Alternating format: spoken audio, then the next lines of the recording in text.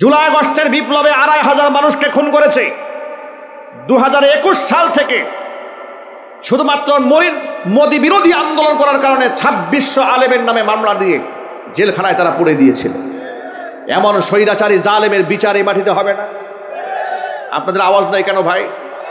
একটু জোর আওয়াজে বলতে হবে, হবে না? এই বিচার নিশ্চিত হোক, এটা কি আপনারা চান?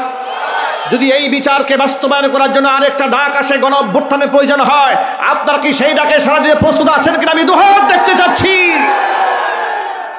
আমার যুবক ভাইয়েরা, সচেতন হয়ে যান। ঘাবড়ে যাওয়ার কোনো কারণ নাই, হতাশ হওয়ার কোনো কারণ নাই। এই ছাত্র জনতা আর এই তরুণ প্রজন্ম জীবন দিতে শিখে গেছে। যারা আল্লাহর পথে জীবন দিতে শিখে যায় তাদেরকে পরাজিত করার শক্তি পৃথিবীতে কারো নাই। যারা জীবন দিতে শিখে গেছে তাদেরকে আপনি ভয় দেখাবেন কি দিয়া? কথা বলেন না ভাই, ঠিক কিনা বলেন? যারা জীবন দিতে জানে এদের কোনো ভয় দেখানোর সুযোগ আছে? ভয় দেখানোর কোনো সুযোগ নাই। আমার প্রিয় ভাইরা, হাসিনার মতো স্বৈরাচার আর জালেম আমার মনে হয় এই শতাব্দীতে হাসিনার সাথে মিল দেওয়া যায় এরকম একজন পৃথিবীতে খুঁজে পাওয়া যাবে না। কথা বলেন, ঠিক কিনা বলেন? হাসিনা নিজের দেশটাকে ধ্বংস করে অন্য ভিনদেশীদের কাছে গোটা দেশটাকে জিম্মি বানাইয়া নিজে ক্ষমতার মসনদে টিকে থাকতে চেয়েছিল। এমন কুকর্ম এই পৃথিবীতে আর কেউ করে নাই। আলেম ওলামাদেরকে সন্ত্রাস বানিয়ে দিয়েছিল, জঙ্গি বানিয়ে দিয়েছিল। তালাবান, রাজাকার, আল বদর, আল শামস এগুলো মুখস্থ বাণী, ঠিক কিনা যদি বলেন? আচ্ছা প্রিয় ভাইরা, আগস্টের ৫ তারিখ উনি পালালেন। সেপ্টেম্বর, অক্টোবর, নভেম্বর, ডিসেম্বর, জানুয়ারি, কয় মাস হলো? ৫ মাস। কয় মাস? এই ৫ মাসে বাংলাদেশে কতগুলা জঙ্গি ধরা পড়েছে? একটু জোরে বলতে হবে ভাই, ইম্পর্টেন্ট প্রশ্ন। আমার প্রশ্ন হলো, তাহলে হাসিনা থাকা অবস্থায় যে ১৫ দিন পর পরে জঙ্গি, মাসে মাসে জঙ্গি কি আছে না নাই? এত জঙ্গি হঠাৎ করে দেশ থেকে গায়েব হয়ে গেল কোথায়? এর দ্বারা তো খুব স্পষ্টই প্রমাণ হয় ওরা নিজেরা জঙ্গি নাটক করে অসংখ্য নিরীহ মানুষকে ওরা খুন করেছে, অসংখ্য আলেম ওলামাকে ওরা গুম করেছে। ওই বিভিন্ন জায়গায় র্যাব দিয়ে বিভিন্ন বাড়িঘর ঘেরাও করতো না, ক্যামেরা নিয়ে দাঁড়িয়ে থাকতো, মনে হচ্ছে সিনেমা নাটক শুরু হইল এই মাত্র। এত দুর্বল প্রেসক্রিপ্ট নিয়ে আপনার ওরা যে কেমনে এগুলা করতো স্ক্রিপ্ট নিয়ে, এই সমস্ত খেলা ওরা বহুবার খেলেছে এই দেশের মানুষের সাথে। কত মানুষকে ওরা খুন করেছে যে এই জঙ্গি নাটক সাজিয়ে, কত মানুষকে বছরের পর বছর এরা কারারুদ্ধ রেখেছে এই জঙ্গি নাটক সাজিয়ে, কত বরেণ্য আলেমদেরকে জঙ্গি তকমা দিয়ে নিজেরা ক্ষমতায় টিকে থাকার জন্য পশ্চিমাদের কাছ থেকে বাহাবা নেওয়ার জন্য কত মানুষকে তারা জবাই করেছে। এমনকি ২১শে আগস্টের গ্রেনেড হামলার মতো এমন জঘন্য কাজ নিজের দলের মানুষদেরকে তারা খুন করে ক্ষমতায় টিকে থাকার জন্য নাটক করেছে। ইলিয়াস হুসাইন সেই সংবাদ কিন্তু আপনাদের সামনে ইতিমধ্যে তুলে ধরেছে, ঠিক কিনা বলেন? এইরকম জঘন্য মানুষ হয় কি করে? মানুষ এত বড় পাশবিক আচরণ মানুষের সাথে করে কি করে? কি আচরণটা তারা করেছে দেখেন। হেফাজতে ইসলামের আন্দোলনে ২০১৩ সালে শাপলা চত্বরে তাহাজ্জুদরত ছাত্ররা তাহাজ্জুদে নামাজ পড়তে সুবহানাল্লাহ পড়ে। কারো হাতে কোনো অস্ত্র ছিল? জোরে বলে না ছিল? তাসবিহ ছিল, জায়নামাজ ছিল। তাসবিহ জায়নামাজ নিয়ে বসে আছে, কেউ সেজদায় আছে, কেউ নামাজ পড়তেছে, কেউ জিকির করতেছে, কেউ কোরআন তেলাওয়াত করতেছে। রাত ২:৩০ বাজে হুটহাট করে শুরু হলো চতুর্দিক গ্রেনেড হামলা, এরপরে বোমা বম্পিং, এরপরে সেখানে বৃষ্টির মতো গুলি বর্ষণ করা শুরু হলো। এই পরিমাণ সাউন্ড গ্রেনেড সেখানে নিক্ষেপ করা হলো, এই পরিমাণ বিকট শব্দ হলো, বিদ্যুতের লাইনগুলো বন্ধ করে দেওয়া হলো, ইন্টারনেট বন্ধ করে দেওয়া হলো, মিডিয়ার কাভারেজ সব বন্ধ করে দিয়েছে যাতে অপকর্ম সব আটকায় রাখা যায়, ধামাচাপা দেওয়া যায়। লক্ষ লক্ষ মানুষের উপর নির্যাতনের স্টিম রোলার চালিয়ে দিল। যে লাশগুলা তারা ফেলেছে সেই লাশগুলাকে আপনার সিটি কর্পোরেশনের যে সমস্ত ময়লা ফেলার ভাগারে আছে এগুলার মধ্যে নিয়ে তারা সেখানে ফেলে দিল। অসংখ্য লাশগুলাকে তারা ম্যানহোলে ঢাকনা খুলে সেখান থেকে ভিতরে ফেলে দিয়েছে। এইভাবে এমন নৃশংস হত্যাকাণ্ড ঘটাবার পরে জাতীয় সংসদে দাঁড়িয়ে বলে শাপলা চত্বরে কোনো গোলাগুলির ঘটনাই ঘটে না। এত বড় মিথ্যাবাদী, আমার মনে হয় শয়তানের এর কাছে হার মানে। কথা বলেন যুবকরা, ঠিক কিনা বলেন? এত বড় মিথ্যাবাদী। সে বলে হেফাজতের কর্মীরা গায়ের মধ্যে রং মেখে শুয়েছিল, পুলিশ দেখে দৌড় দিয়েছে। আমাদেরও বলতে ইচ্ছা করে 15 আগস্টে তোমার বাবা রং মেখে শুয়েছিল। কথা বলেন না ভাই, ঠিক কিনা বলেন? তোমরা যে শোক দিবস পালন করো, তোমার আচোদ্দ গোষ্ঠী ওই ধানমন্ডির বাড়িতে বাসভবনে রং মেখেই শুয়েছিল। এইভাবে তারা শহীদদের রক্ত নিয়ে তামাশা করেছে। ক্ষমতায় আসা মাত্র 57 জন সেনা অফিসারকে পরিকল্পিতভাবে ভারতের সহযোগিতা নিয়ে হত্যা করেছে। জুলাই আগস্টের বিপ্লবে 2500 মানুষকে খুন করেছে। 2021 সাল থেকে শুধুমাত্র মোদী বিরোধী আন্দোলন করার কারণে 2600 আলেমের নামে মামলা দিয়ে জেলখানায় তারা পুড়ে দিয়েছিল। এমন স্বৈরাচারী জালেমের বিচার এই মাটিতে হবে না? আপনাদের আওয়াজ নাই কেন ভাই? একটু জোর আওয়াজে বলতে হবে না? এই বিচার নিশ্চিত হোক, এটা কি আপনারা চান? যদি এই বিচারকে বাস্তবায়ন করার জন্য আরেকটা ডাক আসে, গণ অভ্যুত্থানের প্রয়োজন হয়, আপনারা কি সেই ডাকে সাড়া দিতে প্রস্তুত আছেন কিনা আমি দুহাত দেখতে চাচ্ছি।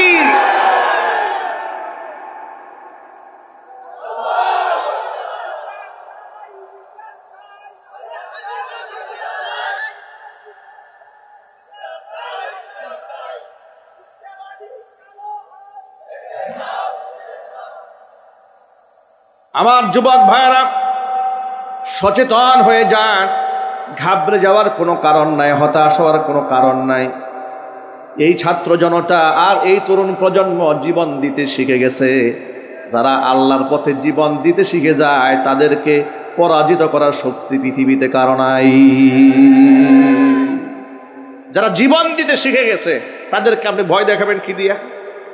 কথা বলেন না ভাই, ঠিক কিনা বলেন? যারা জীবন দিতে জানে, এদের কোনো ভয় দেখানোর সুযোগ আছে? ভয় দেখানোর কোনো সুযোগ নেই। ও যুবক ভাইয়ের, আবার মূল কথায় ফিরে আসি। যে কথা আমি বলতে চেয়েছিলাম, শয়তান 3টা বস্তা নিয়ে গোটা দুনিয়া ঘুরে বেড়ায়। 1 নাম্বার বস্তার মধ্যে থাকে কৃপণতা, ধনীদের কাছে বিক্রি করে। 2 নাম্বার বস্তার মধ্যে আছে হিংসা, আলেমদের কাছে বিক্রি করে। 3 নাম্বার বস্তার মধ্যে আছে জুলুম। গোটা দুনিয়ার মধ্যে যত রাজা বাদশা আছে, ক্ষমতাধর ব্যক্তি আছে, ওই ক্ষমতাসীন ব্যক্তিদের কাছে শয়তান জুলুম বিক্রি করে। জোরে জোরে কর নাউজুবিল্লাহ। এখন আমরা কি শয়তানের কাছ থেকে জুলুম কিনবো, কৃপণতা কিনবো, মনের হিংসা কিনবো? আমরা উদার হয়ে যাব। জোরে জোরে কর ইনশাআল্লাহ। পোশাকটা হচ্ছে সম্মানের প্রতীক। জারির ইবনে আব্দুল্লাহ আল বাজালি রাদিয়াল্লাহু তাআলা আনহু বলছেন, নবীজির ঘরে ঢুকলাম, অন্যরাও ঢুকে আছে, জায়গা ফুলফিল হয়ে গেছে, বসার জায়গা নাই। নবীজি সাল্লাল্লাহু আলাইহি সাল্লাম সম্মানের প্রতীক, মর্যাদার প্রতীক, গায়ের চাদরখানা খুলে আমার দিকে নিক্ষেপ করলেন। আমাকে বললেন, জারির ইজলিস আলা হাযা, তুমি এই চাদরের উপরে বসো। হযরত জারির ইবনে আব্দুল্লাহ আল বাজালি বলেন, রাসূলের দেওয়া চাদরখানা নিয়ে আমি এইভাবে চুমা খাইতে লাগলাম, আর চোখের মধ্যে লাগাতে থাকলাম, আর বলতে থাকলাম, আকরামাকাল্লাহু ইয়া রাসূলুল্লাহ কামা আকরামতানি ওয়া আ'আজ্জাকাল্লাহু ইয়া রাসূলুল্লাহ কামা আ'আজতানি। হে আল্লাহর রাসূল, আল্লাহ আপনাকে আরো অনেক সম্মানিত করুক, আল্লাহ আপনার সম্মান বাড়ায় দিক। আমার মতো আদনা মানুষকে আপনি এত সম্মান দিয়েছেন, আমার মতো আদনা মানুষকে আপনি এত বড় ইজ্জতটা দিয়েছেন যে আপনার গায়ের চাদরটা দিয়েছেন আমাকে বসার জন্য। আপনার চাদরের মধ্যে মানুষ বসতে পারে না, আপনার চাদরের মধ্যে চুমা খাওয়া আমার জন্য নিয়ামত হয়ে যায়। জোরে কোন সুবহানাল্লাহ। আমার প্রিয় ভাইরা, নবী করিম সাল্লাল্লাহু আলাইহি ওয়াসাল্লাম যুবক ভাইদেরকে এই রকম করে আপন করে কাছে টেনে নিয়ে তাদের মনকে জয় করে নিয়েছিলেন। ও যুবক ভাইরা আমার, আজকে আমি সকল যুবক ভাইদেরকে সেই রাসূলুল্লাহর পথে আহ্বান করছি। আল্লাহ নবী সাল্লাল্লাহু আলাইহি ওয়াসাল্লাম বলেছেন, কিয়ামতের ময়দানে 5টা প্রশ্নের জবাব দেওয়ার আগ পর্যন্ত আদম সন্তান হাসরের ময়দান থেকে 1 কদম পা সরাতে পারবে না। লা তাযালু কদামা বনি আদম ইয়াউমাল কিয়ামাতি হাত্তা ইউসআলা আন 50। 5টা প্রশ্নের সম্মুখীন হওয়ার আগ পর্যন্ত আদম সন্তান 1 চুল পরিমাণ পা নড়াতে পারবে না। 1 নাম্বার প্রশ্ন, আন উমরিহি ফিমা আফনা, জীবনটা কোন কাজে ব্যয় করেছো জবাব দাও। 2 নাম্বার প্রশ্ন হচ্ছে, ওয়ান শাবাবিহি ফিমা আবলা, জীবনের মধ্যে সবচাইতে গুরুত্বপূর্ণ মুহূর্ত হচ্ছে যৌবনকাল। যৌবনকালটা বান্দা কোন কাজে ব্যয় করেছিল, জবাব দাও। 3 নম্বর প্রশ্ন হচ্ছে ওয়ান মালিহি মিম্মা ইকতাসাবা, সম্পদ কোন উৎস থেকে উপার্জন করেছে, জবাব দাও। 4 নম্বর প্রশ্ন হচ্ছে ওয়াফিমা আনফাকা, উপার্জিত সম্পদ তুমি কোন জায়গায় ব্যয় করেছো, জবাব দাও। 5 নম্বর প্রশ্ন হচ্ছে ওয়ামাদা আমিলা ফিমা আলিমা, বান্দা যতটুকু ইলম হাসিল করেছিলে তদ অনুযায়ী তুমি কতটুকু আমল করতে পেরেছিলে, জবাব দাও। আমার প্রিয় ভাইরা, জবাব দিয়ে বলেন তো আমার জীবনের মালিককে, আরো মোহাব্বতে বলেন মালিককে। আমার যৌবনের মালিককে, আমার সম্পদের মালিককে।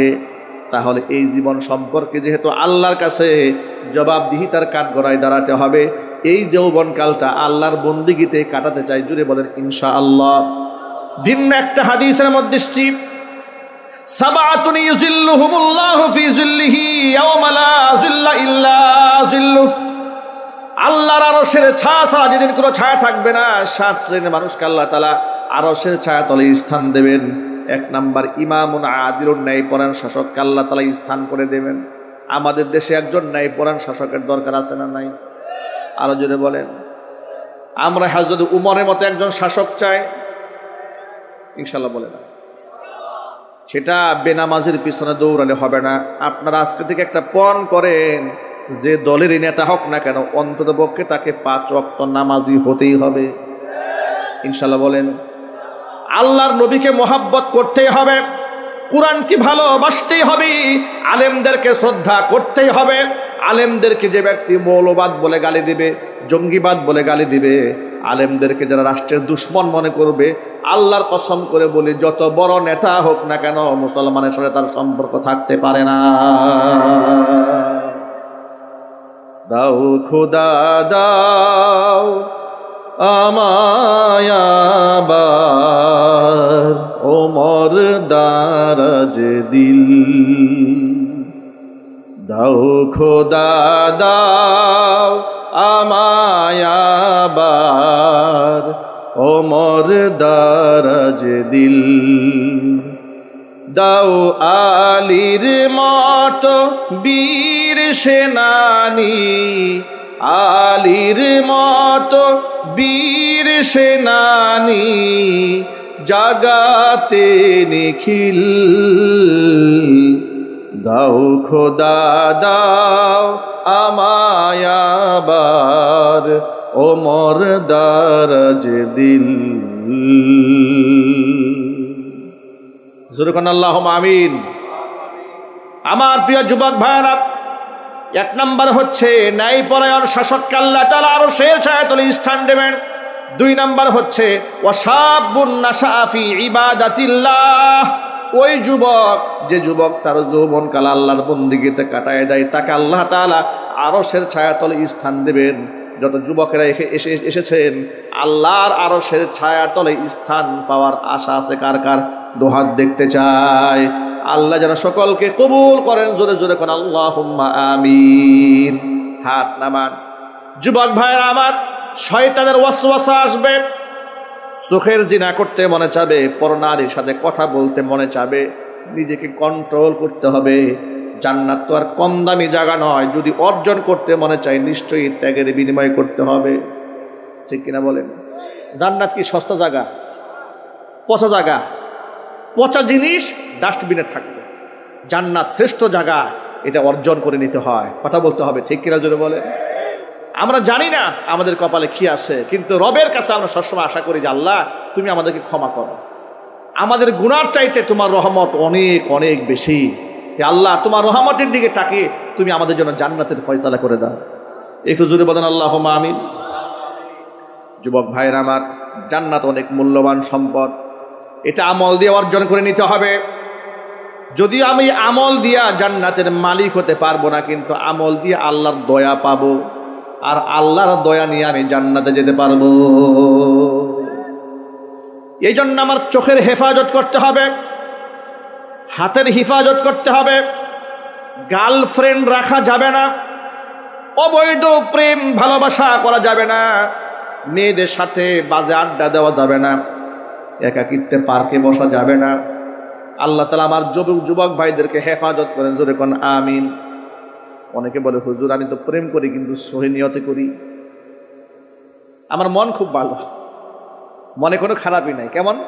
আমি বিবাহ করার নিয়তে প্রেম করি, কি জায়েজ আছে? কথা বলে না। সহি নিয়তে প্রেম করার জায়েজ আছে?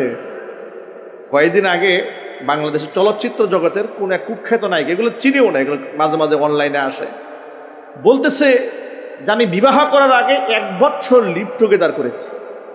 লিভ টুগেদার মানে কি জানেন? বিবাহ ছাড়া স্বামী স্ত্রীর মতো ঘর সংসার করছে 1 বছর, এটাকে বলা হয় লিভ টুগেদার।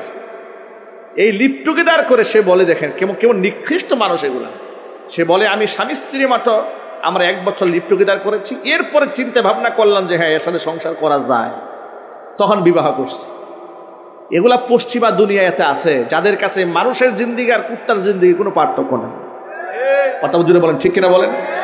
ফ্রি সেক্সের দেশে ওদের কোনো লাজ লজ্জা নাই, হায়া নাই, শরম নাই, ওরা যা মনে চায় তাই করতে পারে। যারা পরকালে বিশ্বাস করে না, এরা যা মনে চায় তাই করতে পারে। একজন মুসলমান কি যা মনে চায় তাই করতে পারে?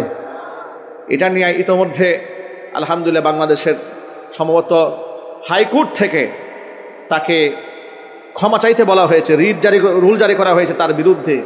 সে কেন এ ধরনের বাজে একটা উক্তি, এই দেশের সংস্কৃতির বিরুদ্ধে সে কথা বলেছে, কথা বলতে হবে, ঠিক কিনা?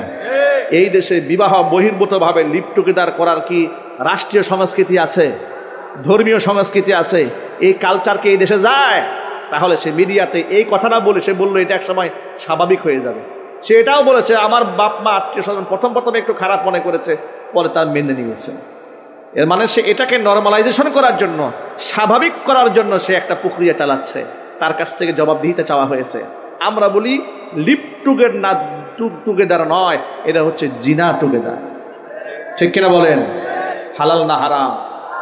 আপনি একসাথে স্বামী স্ত্রী থাকবেন তো দূরের কথা, নবী করিম সাল্লাল্লাহু আলাইহি সাল্লাম একসাথে বসতেও হারাম করেছেন। বিবাহ বহির্ভূতভাবে আল্লাহর নবী সাল্লাল্লাহু আলাইহি ওয়াসাল্লাম এক জায়গায় বসতেও নিষেধ করেছেন। নবীজি বলেছেন লা ইয়াখলুওয়ান্না রাজুলুম বিইমরাতিন ইল্লা থালিথুহুমা শাইতান। কোন একটা অবিবাহিত ছেলে মেয়ে যদি কিংবা কোনো এক জায়গায় নারী পুরুষ যদি মাহরাম ছাড়া গায়ের মাহরাম হয়, যদি এক জায়গায় নিরিবিলি কোথাও একটা বসে, হোক সে গাছের ছায়ায় কিংবা পার্কের কোনায়, যেখানে বসুক না কেন, কিংবা রুমের মধ্যে কিংবা রেস্টুরেন্টে কিংবা হোটেলে, একসাথে দুজন যেখানে বসবে তারা আর সেখানে দুজন থাকবে না, মাঝখান দিয়ে একজনে ঢুকে যাবে। কে ঢুকবে? মাশাআল্লাহ, ও আজ তো ভালোই বুঝেন আপনারা। ওরা আর দুজন থাকবে না, মাঝখান দিয়ে শয়তান ঢুকবে। শয়তান ঢুকার পর ততক্ষণ পর্যন্ত এদেরকে শয়তান ছাড়বে না যতদিন না পর্যন্ত এদেরকে জিনা ব্যভিচারে মুবতালা না করবে। জোরে কর নাউজুবিল্লাহ। পরনারীর দিকে চোখ দিয়ে তাকানো চোখের জিনা, হাত দ্বারা স্পর্শ করা হাতের জিনা, অন্তরে বাজে কল্পনা করা অন্তরের জিনা, পা দিয়ে এগিয়ে যাওয়া পায়ের জিনা, লজ্জাস্থান তা আমলে বাস্তবায়ন করে এমন জঘন্য গুনাহ থেকে আল্লাহ আমার মা বোনদেরকে ভাইদেরকে হেফাজত করেন। জোরে করেন আল্লাহুম্মা আমিন। নেককার যুবক ভাইদেরকে আল্লাহ তাআলা জান্নাতের মেহমান বানাবেন, আরশে ছায়াতলে স্থান করে দিবেন। যুবক ভাইয়ের আমার, এই জন্য চোখের হেফাজত করতে হবে। অনেক সময় আমরা নামাজে দাঁড়াই, নামাজের মধ্যে দাঁড়িয়ে যাওয়ার পরে আমাদের মন বসে না, মন উতাল পাতাল করে, আছে না নাই? আর জুড়ে বলেন। তারাবির নামাজ যখন রমজান মাসে আসে, আহারে ওযু হাতের শেষ নাই। হুজুর 20 রাকাত না হয় কি 8 রাকাত পড়ার কোনো সুযোগ আছে কিনা দেখেন তো। কি তারাবির নামাজ কয় রাকাত পড়বো? জুড়ে বলেন। ইনশাআল্লাহ খতমে তারাবি পড়ব। বলেন ইনশাআল্লাহ। সবাই বলেন না ইনশাআল্লাহ। খতমে তারাবির কয় রাকাত পড়ব ইনশাআল্লাহ? নবী করিম সাল্লাল্লাহু আলাইহি ওয়াসাল্লামের ইন্তেকালের পর ওমরে ফারুক রাদিয়াল্লাহু তাআলা আনহু শাসন আমলে ধারাবাহিকভাবে মসজিদে নববী থেকে আজকের এই দিন পর্যন্ত মসজিদুল হারাম এবং মসজিদে নববী দুনো মসজিদেই 20 রাকাত খতমে তারাবির নামাজ জামাতের সাথে আদায় হচ্ছে। জোরে করে আল্লাহু আকবার। সেখানে সর্বপ্রথম নবী করিম সাল্লাল্লাহু আলাইহি ওয়াসাল্লাম একজন বিখ্যাত সাহাবী উবাই ইবনে কাব রাদিয়াল্লাহু তাআলা আনহু, তিনি তারাবির নামাজের ইমামতি করেছেন। জোরে করে আল্লাহু আকবার। নামাজের মধ্যে মন কেন বসে না, এটা একটা ছোট্ট আমি সংজ্ঞা হাদিস থেকে শোনাই দিচ্ছি। কেন মনটা নামাজে স্থির থাকে না, এর বড় কারণ হচ্ছে চোখের হেফাজত না করা। কিসের হেফাজত না করা? আল্লাহর হাবিব বলেছেন পরনারীর প্রতি যদি কোনো পুরুষের নজর পড়ে যায় আর সে আল্লাহর ভয়ে চক্ষুকে নিম্নগামী করে, আল্লাহ তাআলা ওই যুবককে ঈমানের শাহাদাত সাধন করাইয়া দেন। আল্লাহ যেন আমাদের চোখের হেফাজত করার তৌফিক দান করেন। জোরে কোন আমিন। নামাজের মধ্যে মন তো বসাতেই হবে। সাহাবায়ে কেরাম রাদিয়াল্লাহু তাআলা আনহুম আজমাইন নামাজের মধ্যে এমন ভাবে তেলাওয়াত করেছেন, জিহাদের ময়দানে তীর এসে গায়ের মধ্যে লেগেছে কিন্তু নামাজ ছাড়া নাই। আর আমাদের মধ্যে যদি গায়ের মধ্যে একটা মশা পড়ে নামাজ বাদ দিয়ে পিটায়, ঠিক কিনা বলেন? মশার একদিন কেউ ওর একদিন।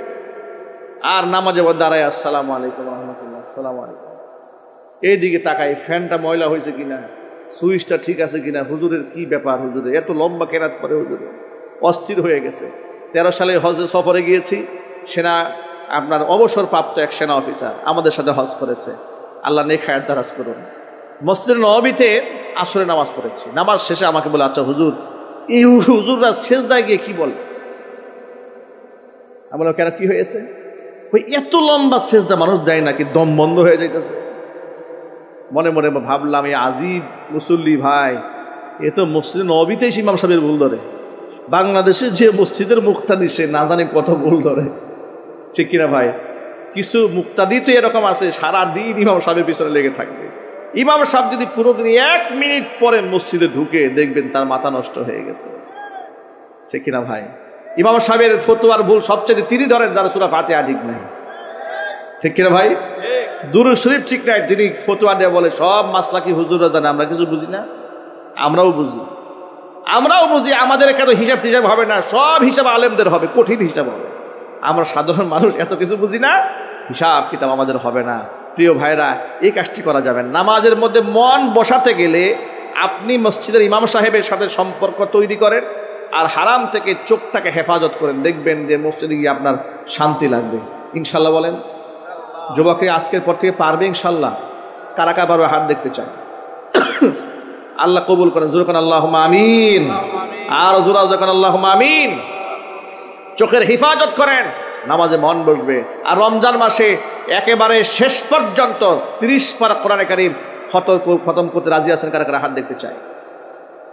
নামাজে মন বসবে তো ইনশাল্লাহ। আমি 2000 সাল থেকে আলহামদুলিল্লাহ টানা 22 বছর খাতমে তারাবির নামাজের ইমামতি করেছি আলহামদুলিল্লাহ। বলেন এখন আর কন্টিনিউ করতে পারি না, এখন মাঝে মাঝে পড়াতে হয়, সময় এখন আর শরীর স্বাস্থ্য এরকম কুলায় না, ব্যস্ততা অনেক বেশি। এই বছর আমেরিকাতে নিউ জার্সিতে জালালাবাদ কেন্দ্রীয় জামে মসজিদে খাতমে তারাবির নামাজের জন্য তারা আমাকে ইনভাইটেশন পাঠিয়েছে।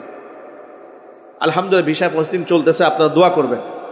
ইনভাইটেশনটা এসেছে, যদি ভিসাটা হয়ে যায় তাহলে ইনশাআল্লাহ আগামী রমজানটা দেশের বাহিরেই তারাবি নামাজ পড়াবো ইনশাআল্লাহ। আমি সামান্য একটু তেলাওয়াত শোনাচ্ছি আপনাদেরকে ইনশাআল্লাহ। তেলাওয়াত, নামাজের তেলাওয়াতের মধ্যে এত মজা, এটা নিজে পড়তেও মজা লাগে, শুনতেও মজা লাগে। আমি ধানমন্ডি জামে মসজিদে ছাত্র জীবনে খাতমে তারাবির নামাজ পড়াতাম। আমার একটা খুদে মুসল্লি ছিল, এই সম্ভবত আপনার 6-7-এ পড়ে, এরকম একটা আনুমানিক আমার যতটুকু মনে পড়ে। সে ছেলেটি একদিন আমাকে এসে বলে, হুজুর আজকের নামাজটা একটু তাড়াতাড়ি পড়াবেন। মানে খুব ভক্ত, আমি মসজিদে কোরআন তিলাওয়াত করে বসে থাকি, তা আমাকে বলো আজকের নামাজটা খুব তাড়াহুড়া করে পড়াবেন হুজুর। আমি বললাম কি কারণটা কি বলো তো, তাড়াহুড়া করে পড়বো কেন? বলে হুজুর আজকে 9টার পরে একটা সুন্দর নাটক আছে, এই নাটকটাকে আমি খুব পছন্দ করি, কিন্তু নামাজের এত আকর্ষণ, এই নামাজটাও ছাড়তে মন চাচ্ছে না, নাটকটাও ছাড়তে মন চাচ্ছে না, খুব মুসিবতে আছি, আজকে নামাজটা একটু তাড়াহুড়া করে মনে রাখবেন। আমার ছেলেটির নামও এখন মনে আছে, যে কোরআনে কারিমের আকর্ষণ মানুষকে সিনাও পর্যন্ত ভুলায় দেয়। আল্লাহু আকবার বলেন, চিৎকার দেখেন আল্লাহু আকবার। এই সংস্কৃতি দেশে চালু হওয়া দরকার। যদি কোরআন তেলাওয়াতের মজমা হয়, কোরআনে কারিমের তালিম হয়, তরবিয়াত হয়, দেখবেন যে এই দেশের ছেলেরা তারা অনিসলামী কর্মকাণ্ড থেকে বের হয়ে আসতেছে। এগুলো যদি না হয় তাহলে তারা বেবিচারের দিকে যাবে, তারা সিনেমার দিকে যাবে, তারা কনসার্টের দিকে যাবে। আর যদি কোরআন তেলাওয়াত এমনকি দ্বীনি মাজলিসে তালিম তরবিয়াত বেশি হয়, তাহলে এমনিতেই গুনাহ থেকে তারা বের হয়ে আসবেন ইনশাআল্লাহ। তিনি ওই ছেলেটি আমাকে বলতে, হুজুর আপনি যখন রমজানে তেলাওয়াত করেন প্রতিটা সুর হৃদয়ে এমন লাগে যে আমি সিনেমা দেখা আমার ভালো লাগে, আমি নামাজে দাঁড়াইলে সুবহানাল্লাহ বলে। أعوذ بالله من الشيطان الرجيم بسم الله الرحمن الرحيم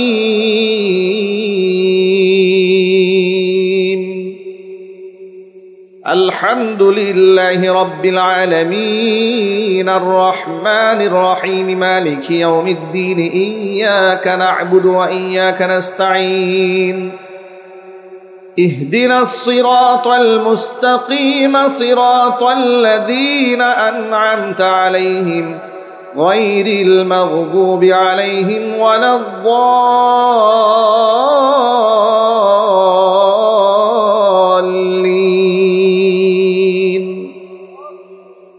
بسم الله الرحمن الرحيم يا أيها الذين آمنوا لا تقدموا بين يدي الله ورسوله واتقوا الله إن الله سميع عليم يا أيها الذين آمنوا لا ترفعوا أصواتكم فوق صوت النبي ولا تجهروا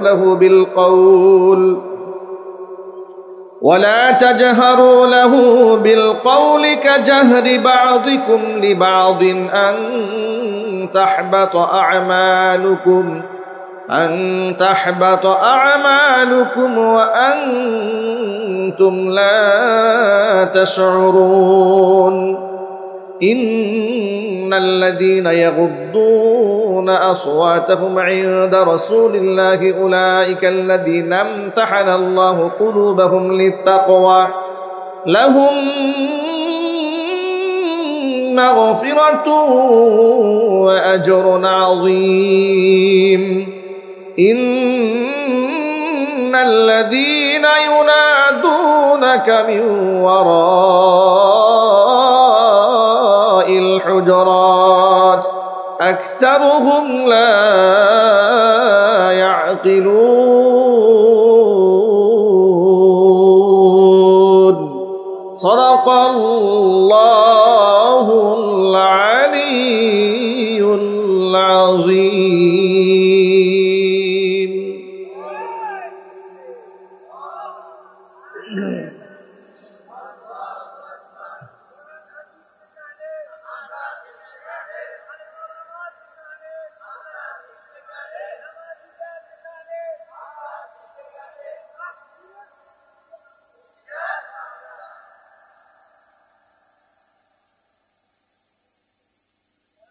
মাশাআল্লাহ। যে ব্যক্তিগুলো সারাদিন হাঁটতে পারে কিন্তু মসজিদে গিয়ে চেয়ারে বসে নামাজ পড়ে, তাদের ব্যাপারে মাসআলা জানালে খুব খুশি হব। কি এরকম মুসল্লি এলাকায় আছে নাকি? এটা কিন্তু খুব দুঃখজনক কথা, এটা খুব দুঃখজনক কথা। প্রিয় ভাইরা, আপনাদেরকে মনে রাখা উচিত নামাজে দাঁড়িয়ে থাকার বিধান কি বলেন তো? মাশাআল্লাহ, এই যে অনেকে জবাবটা দিতে পারেন না, খুব একটা কমন প্রশ্ন। নামাজে দাঁড়িয়ে থাকা কি? কিয়াম করা কি ফরজ? যে ফরজ ইবাদতের মধ্যে আপনি কেন ঘাটতি করবেন ভাই? আপনি সারাদিন হাঁটেন, অসুবিধা নেই, হাট বাটায় যাচ্ছেন, কোনো অসুবিধা নেই। মসজিদে গিয়ে চেয়ার একটা নিয়ে বসে পড়লেন, কি চেয়ারম্যান হইতে খুব মন চায়? চেয়ারে বেঁধে নামাজ তো আল্লাহর কাছে পছন্দ না, ঠিক কিনা ভাই? আপনি যদি একেবারেই বসতেই না পারেন, মানে একদম ফ্লোরে বসতেই না পারেন, সেক্ষেত্রে ভিন্ন কথা। সেক্ষেত্রে তো শারীরিক অনেক ওজরও আছে। আপনি যদি সারা দুনিয়া হাঁটতে পারেন, সারা দুনিয়া হেঁটে বেড়াচ্ছেন, কোনো অসুবিধা নেই, মসজিদে গিয়ে নামাজের দ্বারা আপনার সমস্যা হয়ে গেল। এই মানসিকতা বাদ দিয়ে দেন। আল্লাহর জন্য নামাজ পড়ছেন, নামাজের ফরজ যদি ঠিক না থাকে তো আপনার নামাজ মূল্যহীন হয়ে গেল। এই নামাজ তো হচ্ছে না, ঠিক কিনা ভাই? একেবারেই যদি দিনদার ডাক্তারের প্রেসক্রিপশন এমন থাকে যে আপনি যদি এই চেয়ারে না বসেন তা মেরুদণ্ডের হাড় সমস্যা হয়ে যাবে, দিনদার ডাক্তারের প্রেসক্রিপশন যদি থাকে তাহলে মাসলা ভিন্ন। কিন্তু মন গড়া একটু হাঁটতে ক্লান্ত লাগতেছে, শরীর ব্যথা করতেছে, চেয়ারে বসতে নামাজটা একটু মজা লাগে আর আপনি দাঁড়ায় যাবেন, তা কিন্তু হবে না। আল্লাহ তাআলা আমার ভাইদেরকে সতর্ক থাকার তৌফিক দান করেন। আশা করি ভালো আছেন।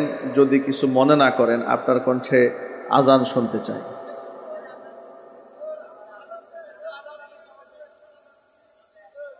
সুবহানাল্লাহ। আগামী 20 জানুয়ারি 2025 রোজ সোমবার কামারপাড়া কেন্দ্রীয় ঈদগাহ মাঠে দিনের বেলা বিরাট তাফসীর কোরআন মাহফিল, প্রধান আলোচক হাফেজ কারি মাওলানা আব্দুর রহিম আল মাদানী। কি আমার মাহফিল? জি জি জি 20 তারিখে, জানুয়ারি 20 তারিখে। হ্যাঁ, এটা কোথায়? কামারপাড়া কেন্দ্রীয় ঈদগাহ ময়দান, দিনের বেলাতে কামারপাড়া কেন্দ্রীয় ঈদগাহ ময়দানে কমিটি আমাদেরকে দাওয়াত করেছে। আমাদের তো এই বছর শিডিউল নাই, রাতে মাহফিল দেওয়ার তো কোনো অবস্থায় কোনো সুযোগ নাই। দিনের বেলায় মাহফিল নিয়ে দিনেও শিডিউল হচ্ছে না, পরে দিনের বেলায় তারা সম্ভবত হেলিকপ্টার ভাড়া করেছে। মিস করেন? আচ্ছা, দূরত্ব বেশি হওয়ার কারণে উত্তরবঙ্গের প্রোগ্রামটা কম দেওয়া হয়, আমাদের আসতে কষ্ট হয় অনেক। আজকে কি পরিমাণ টায়ার্ড হয়েছে। গতকালকে প্রোগ্রাম ছিল সেই কুমিল্লা, এই কুমিল্লা থেকে রাত্রেবেলায় এসে সকালবেলা ঘুমানোর সুযোগ নাই, আবার দৌড়ে উত্তরবঙ্গে রওনা। দুপুরবেলা মাহফিল ছিল এক জায়গাতে, আবার এখানে সামিল হওয়া বড় কষ্টকর হয়ে যায়। কিন্তু উত্তরবঙ্গের মানুষদেরকে আমি বড় ভালোবাসি। আল্লাহ তাআলা তাদেরকে কোরআনের জন্য কবুল করেন। আরও জোরে কোন আল্লাহুম্মা আমিন। তাহলে এই ডেটের কথা কি আপনাদের মনে থাকবে তো ভাই ইনশাল্লাহ? কয় তারিখ? কোন মাসের? হ্যাঁ, জানুয়ারি 20 তারিখ। কোন জায়গায়? কামারপাড়া কেন্দ্রীয় ঈদগাহ ময়দানে দিনের বেলায় বাদ জোহর ইনশাল্লাহ। হ্যাঁ, আপনাদের সকল দাওয়াত থাকলো তো ইনশাল্লাহ? হ্যাঁ ইনশাল্লাহ।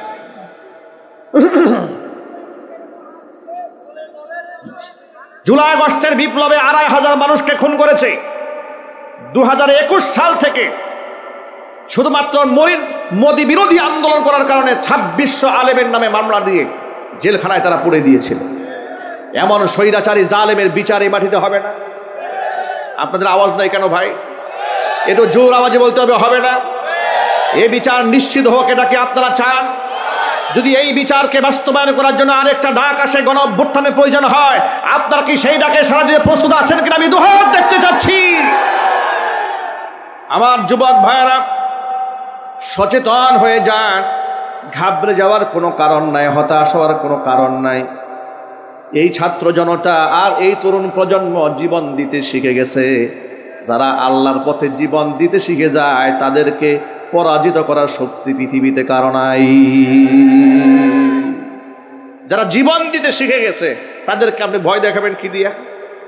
কথা বলেন না ভাই, ঠিক কিনা বলেন? যারা জীবন দিতে জানে, এদের কোনো ভয় দেখানোর সুযোগ আছে? ভয় দেখানোর কোনো সুযোগ নাই। আমার প্রিয় ভাইরা, হাসিনার মতো স্বৈরাচার আর জালেম আমার মনে হয় এই শতাব্দীতে হাসিনার সাথে মিল দেওয়া যায় এরকম একজন পৃথিবীতে খুঁজে পাওয়া যাবে না। কথা বলেন ঠিক কিনা বলেন? হাসিনা নিজের দেশটাকে ধ্বংস করে অন্য ভিনদেশীদের কাছে গোটা দেশটাকে জিম্মি বানাইয়া নিজে ক্ষমতার মসনদে টিকে থাকতে চেয়েছিল। এমন কুকর্ম এই পৃথিবীতে আর কেউ করে নাই। আলেম ওলামাদেরকে সন্ত্রাস বানিয়ে দিয়েছিল, জঙ্গি বানিয়ে দিয়েছিল। তালাবান, রাজাকার, আল বদর, আল শামস, এগুলো মুখস্থ বাণী, ঠিক কিনা যদি বলেন? আচ্ছা প্রিয় ভাইরা, আগস্টের 5 তারিখ উনি পালালেন। সেপ্টেম্বর, অক্টোবর, নভেম্বর, ডিসেম্বর, জানুয়ারি, কয় মাস হলো? 5 মাস। কয় মাস? এই 5 মাসে বাংলাদেশে কতগুলা জঙ্গি ধরা পড়েছে? একটু জোরে বলতে হবে ভাই, ইম্পর্টেন্ট প্রশ্ন। আমার প্রশ্ন হলো, তাহলে হাসিনা থাকা অবস্থায় যে 15 দিন পর পরে জঙ্গি, মাসে মাসে জঙ্গি, কি আছে না নাই? এত জঙ্গি হঠাৎ করে দেশ থেকে গায়েব হয়ে গেল কোথায়? এর দ্বারা তো খুব স্পষ্টই প্রমাণ হয় ওরা নিজেরা জঙ্গি নাটক করে অসংখ্য নিরীহ মানুষকে ওরা খুন করেছে, অসংখ্য আলেম ওলামাকে ওরা গুম করেছে। ওই বিভিন্ন জায়গায় র্যাব দিয়ে বিভিন্ন বাড়িঘর ঘেরাও করতো না, ক্যামেরা নিয়ে দাঁড়িয়ে থাকতো, মনে হচ্ছে সিনেমা নাটক শুরু হইল এই মাত্র। এত দুর্বল প্রেসক্রিপ্ট নিয়ে আপনারা ওরা যে কেমনে এগুলা করতো স্ক্রিপ্ট নিয়ে, এই সমস্ত খেলা ওরা বহুবার খেলেছে এই দেশের মানুষের সাথে। কত মানুষকে ওরা খুন করেছে যে এই জঙ্গি নাটক সাজিয়ে, কত মানুষকে বছরের পর বছর এরা কারারুদ্ধ রেখেছে এই জঙ্গি নাটক সাজিয়ে, কত বরেণ্য আলেমদেরকে জঙ্গি তকমা দিয়ে নিজেরা ক্ষমতায় টিকে থাকার জন্য পশ্চিমাদের কাছ থেকে বাহাবা নেওয়ার জন্য কত মানুষকে তারা জবাই করেছে। এমনকি 21শে আগস্টের গ্রেনেড হামলার মতো এমন জঘন্য কাজ নিজের দলের মানুষদেরকে তারা খুন করে ক্ষমতায় টিকে থাকার জন্য নাটক করেছে ইলিয়াস হুসাইন। সেই সংবাদ কিন্তু আপনাদের সামনে ইতিমধ্যে তুলে ধরেছে, ঠিক কিনা বলেন? এইরকম জঘন্য মানুষ হয় কি করে? মানুষ এত বড় পাশবিক আচরণ মানুষের সাথে করে কি করে? কি আচরণটা তারা করেছে দেখেন। হেফাজতে ইসলামের আন্দোলনে 2013 সালে শাপলা চত্বরে তাহাজ্জুদরত ছাত্ররা তাহাজ্জুদে নামাজ পড়তেন, সুবহানাল্লাহ পড়েন। কারো হাতে কোনো অস্ত্র ছিল? জোরে বলে না ছিল? তাসবিহ ছিল, জায়নামাজ ছিল। তাসবিহ জায়নামাজ নিয়ে বসে আছে, কেউ সেজদায় আছে, কেউ নামাজ পড়তেছে, কেউ জিকির করতেছে, কেউ কোরআন তেলাওয়াত করতেছে। রাত 2:30 বাজে হুটহাট করে শুরু হলো চতুর্দিক গ্রেনেড হামলা, এরপরে বোমা বম্পিং, এরপরে সেখানে বৃষ্টির মতো গুলি বর্ষণ করা শুরু হলো। এই পরিমাণ সাউন্ড গ্রেনেড সেখানে নিক্ষেপ করা হলো, এই পরিমাণ বিকট শব্দ হলো, বিদ্যুতের লাইনগুলো বন্ধ করে দেওয়া হলো, ইন্টারনেট বন্ধ করে দেওয়া হলো, মিডিয়ার কাভারেজ সব বন্ধ করে দিয়েছে, যাতে অপকর্ম সব আটকায় রাখা যায়, ধামাচাপা দেওয়া যায়। লক্ষ লক্ষ মানুষের উপর নির্যাতনের স্টিম রোলার চালিয়ে দিল। যে লাশগুলা তারা ফেলেছে সেই লাশগুলাকে আপনার সিটি কর্পোরেশনের যে সমস্ত ময়লা ফেলার ভাগারে আছে এগুলার মধ্যে নিয়ে তারা সেখানে ফেলে দিল। অসংখ্য লাশগুলাকে তারা ম্যানহোলে ঢাকনা খুলে সেখান থেকে ভিতরে ফেলে দিয়েছে। এইভাবে এমন নৃশংস হত্যাকাণ্ড ঘটাবার পরে জাতীয় সংসদে দাঁড়িয়ে বলে শাপলা চত্বরে কোনো গোলাগুলির ঘটনাই ঘটে না। এত বড় মিথ্যাবাদী, আমার মনে হয় শয়তানের কাছে হার মানে। কথা বলেন যুবকরা, ঠিক কিনা বলেন? এত বড় মিথ্যাবাদী। সে বলে হেফাজতের কর্মীরা গায়ের মধ্যে রং মেখে শুয়েছিল, পুলিশ দেখে দৌড় দিয়েছে। আমাদেরও বলতে ইচ্ছা করে 15ই আগস্টে তোমার বাবা রং মেখে শুয়েছিল। কথা বলেন না ভাই, ঠিক কিনা বলেন? তোমরা যে শোক দিবস পালন করো, তোমার 14 গোষ্ঠী ওই ধানমন্ডির বাড়িতে বাসভবনে রং মেখেই শুয়েছিল।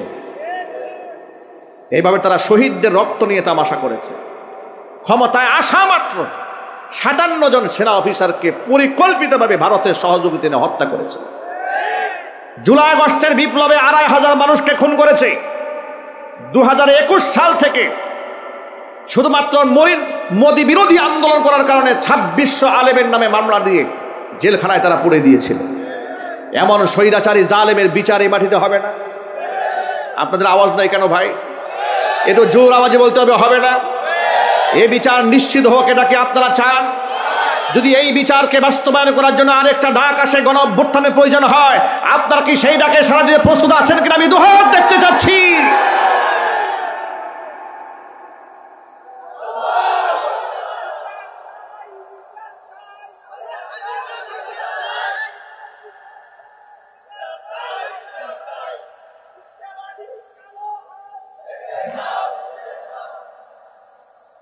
আমার যুবক ভাইয়েরা, সচেতন হয়ে যান।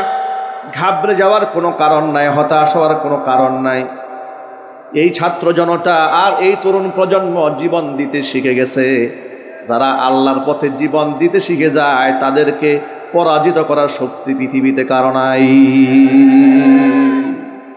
যারা জীবন দিতে শিখে গেছে তাদেরকে আপনি ভয় দেখাবেন কি দিয়া? কথা বলেন না ভাই, ঠিক কিনা বলেন? যারা জীবন দিতে জানে এদের কোনো ভয় দেখানোর সুযোগ আছে? ভয় দেখানোর কোনো সুযোগ নেই।